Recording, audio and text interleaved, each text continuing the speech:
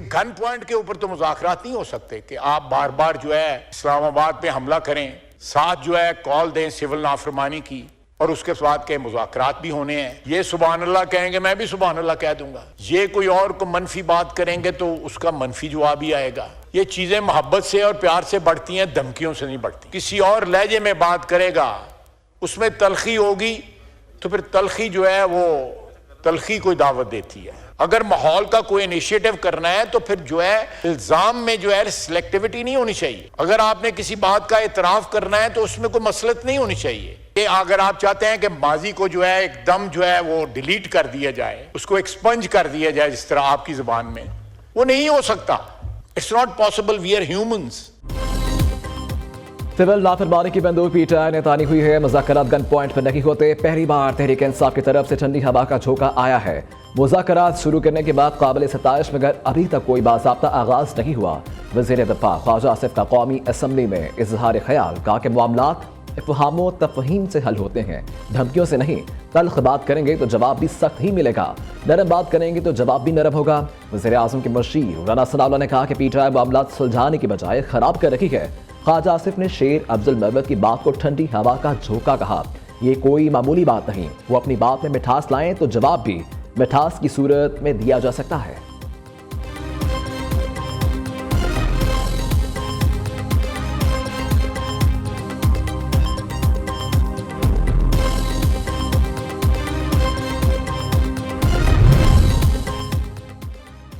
حکومت اور P T I میں مذاکرات ابھی تک صرف میڈیا پر ہو رہے ہیں۔ مذاکرات کے لیے ٹی او آرز طے کر کے بات چیت شروع کریں۔ رہنما پی ٹی آئی شیر افضل محمد کا اپنی پارٹی اور حکومت کا مشورہ، کہا کہ قومی اسمبلی کا ماحول سوتنوں جیسا بنا دیا گیا، ہر وقت تانے، ایک دوسرے پر تنقید ٹھیک نہیں۔ پاکستان کی خاطر ہمیں تلخیوں کو کم کرنا ہوگا۔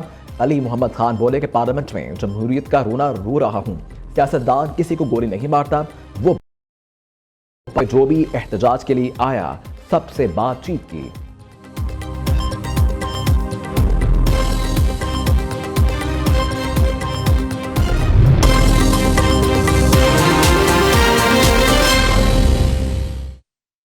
ابھی آپ کو براہ راست چلیں گے جہاں پہ قومی اسمبلی میں اس وقت عطا تارڑ اظہار خیال کر رہے ہیں۔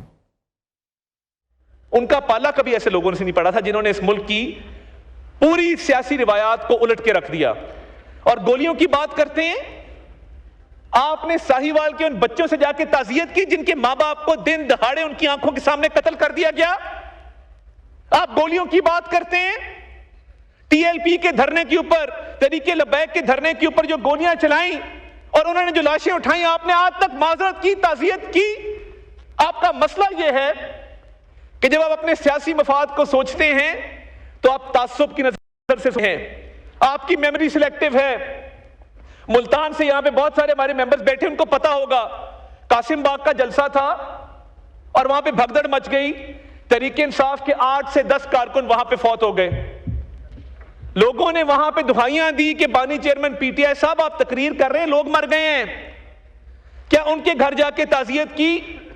کیا ان کو کوئی پیغام دیا کہ آپ کی موت ہماری وجہ سے ہوئی ہے، ہمارے جلسے میں ہوئی ہے، تو آپ ہمارے بھائی ہیں، ہماری خاطر آئے تھے، تو ہم آپ سے تعزیت کرتے ہیں، معذرت کرتے ہیں۔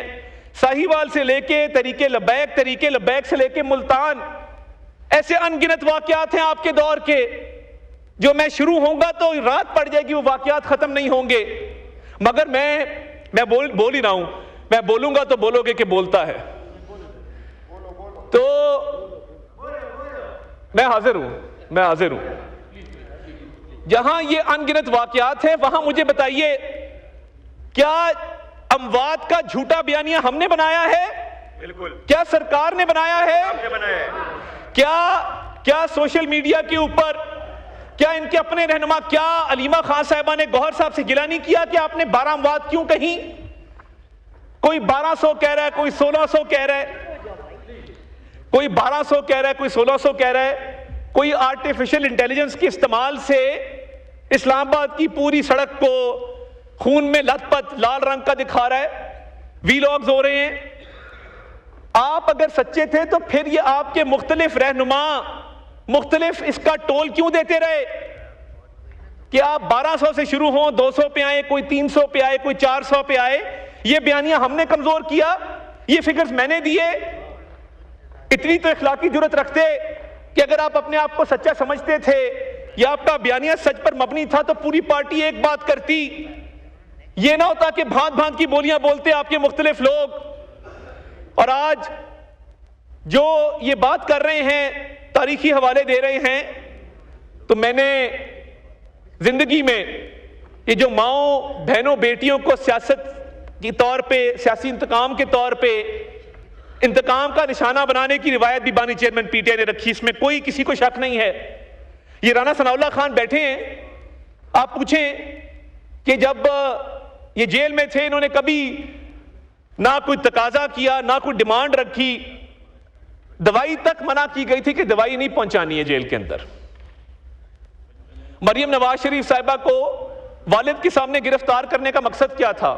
ایک کیس میں بیل ہوئی، وہاں سے آرڈر آیا نہیں اس کے باپ کے سامنے اس کو گرفتار کرو، باپ کو اذیت پہنچے۔ ان گنت خواتین ہیں، اور چلے جہانگیر ترین تو ہماری پارٹی کے نہیں تھے، ان کی بچیوں پہ پرچے کس نے دیے؟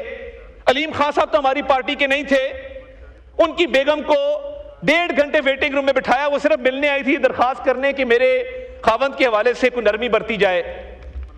آپ نے چلے ہمارے ساتھ جو کیا سو کیا، مگر آپ نے اپنے لوگوں کو نہیں بخشا جو آپ کی صفوں میں بیٹھے تھے۔ کس کی خاطر؟ عثمان خان بزدار کی خاطر؟ ان کے والد سردار فتح محمد بزدار، ہماری کو ملک کے اندر روایات ہیں، ہم نے بھی کچھ سیاست کی ہے، ان کے والد سردار فتح محمد بزدار ہماری پارٹی میں بھی رہے، شریف آدمی تھے، متوسط گھرانے سے ان کا تعلق تھا۔ آپ نے ان کی خاطر پنجاب کا پورا حلیہ بگاڑ دیا۔ پنجاب کے اندر آپ نے جو انتقام لیا، نہ صرف پنجاب کی عوام سے، میں اس ڈیٹیل میں نہیں جانا چاہتا کہ جو مقدمات قائم ہوئے، کسی پہ ہیروئن ڈالی، کسی کی بچی پہ پرچے دیے، کسی کے گھر پہ اینٹی کرپشن کی ریڈیں، اور میں کہتا تھا کہ یہ غیر سیاسی لوگ آپ کی پارٹی میں جڑے ہوئے ہیں، ہم جو بھی ہیں ہمارے میں 100 عیب ہوں گے، اس دھرتی سے جڑے ہوئے ہیں، ہمارے بڑے بزرگوں نے پاکستان بنانے میں کردار ادا کیا ہے، ہمارے خون میں پاکستانیت ہے، ہم نے کہیں نہیں جانا۔ وہ جو شہزاد اکبر یہاں بیٹھتے تھے یا شہباز گل یہاں بیٹھتے تھے، ہم آپ کو کہتے تھے علی محمد خان صاحب کہ کل کو آپ یہیں بیٹھے ہوں گے اور یہ لوگ بھاگ جائیں گے، یہ لوگ غلط مشورے دیتے تھے، اور میں یہ بات بھی آن ریکارڈ کہنا چاہتا ہوں، اور یہ ہمارے تک پہنچی کہ ایک میٹنگ میں ان کے ایک بڑے لیڈر نے ان سے ہاتھ نہیں، انہوں نے کہا یہی ہاتھ تم فلور آف دا ہاؤس چوروں ڈاکوؤں سے ملاتے، میں ہاتھ نہیں ملاتا۔ یہ تو اس وقت تکبر تھا، غرور تھا، یہ تو اس وقت ایک سیاست تھی ان کی کہ گالم گلوچ کرو، الزام تراشی کرو، تہمت لگاؤ۔ یہ پوری فرنٹ لائن، یہ جہاں عمر ایوب صاحب بیٹھے، یہاں سے لے کے علی محمد خان صاحب تک،